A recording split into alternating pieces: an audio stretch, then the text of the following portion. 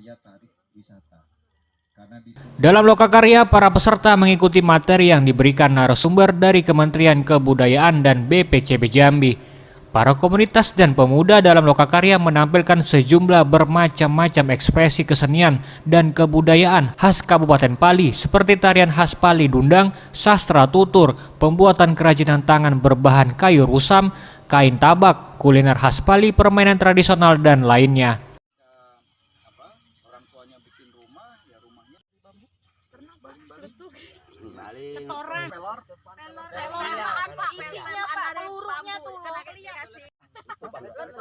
Letup-letupan.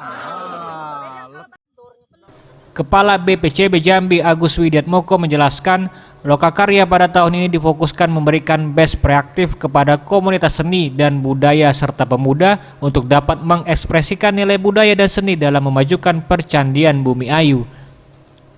Agus Widiatmoko menambahkan bahwa ekspresi seni dan budaya berbagai macam, namun hal penting dituntut bagaimana mendorong komunitas dan pemuda untuk berekspresi dengan memanfaatkan kompleks percandian Bumi Ayu yang memiliki situs percandian dan gedung koleksi, gedung kesenian yang dibangun pemerintah Kabupaten Pali. Sehingga ke depan dengan tampilnya ekspresi seni dan budaya Pali dapat meningkatkan kunjungan wisatawan serta melestarikan cagar budaya Candi Bumi Ayu.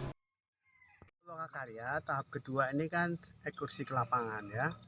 Nah, ini difokuskan kepada memberikan best practice kepada komunitas-komunitas atau kelompok-kelompok pemuda yang di sini, bagaimana nanti dia berekspresi budaya ya di dalam memajukan percandian Muara Jambi. Nah, ekspresi budaya ini macam-macam ya.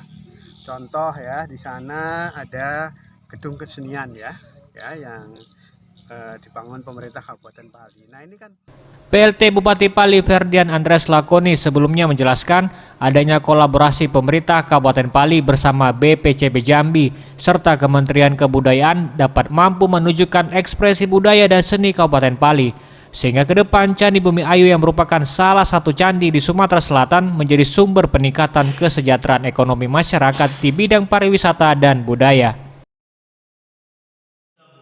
Ayu sudah menjadi aset, buat saya menjadi aset nasional, dan ini harus kita manfaatkan secara optimal, tentu dengan kerjasama yang baik. Kita berharap dari lokakarya ini akan ada semacam badan pengelola atau unit pengelola yang nanti bisa mengelola Candi Bumi Ayu agar nanti bisa menjadi tempat masyarakat melakukan ekspresi kebudayaan. Sementara itu Kades Bumi Ayu Safrin menjelaskan bahwa desanya bangga terdapat percandian Bumi Ayu sebagai ikon Kabupaten Pali dan berharap ke depan sarana dan prasarana yang ada di Kabupaten Pali terus ditingkatkan lebih baik. Seperti akses pembangunan infrastruktur jalan harus diperbaiki maksimal lagi sehingga diharapkan tingkat kunjungan wisatawan semakin tinggi. Di mana sejauh ini wisatawan baik lokal maupun luar provinsi terus berdatangan untuk melihat percandian Bumi Ayu. Pertama masalah penataan ruang lingkup. Yang pertama faktor pendukungnya itu masalah jalan, yang mana jalan di depan pintu masuk itu agak sempit. Nah, sehingga kalau ada wisatawan yang membawa bis, nah itu agak terkendala masuknya, jadi tidak bisa masuk ke tempat parkiran di halaman Candi Bumi Ayu ini.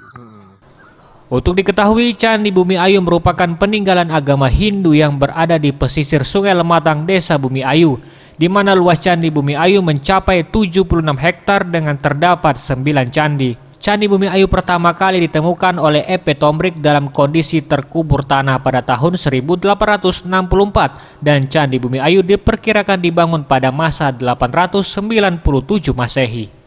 Boris Simbolon, Sriwijaya TV.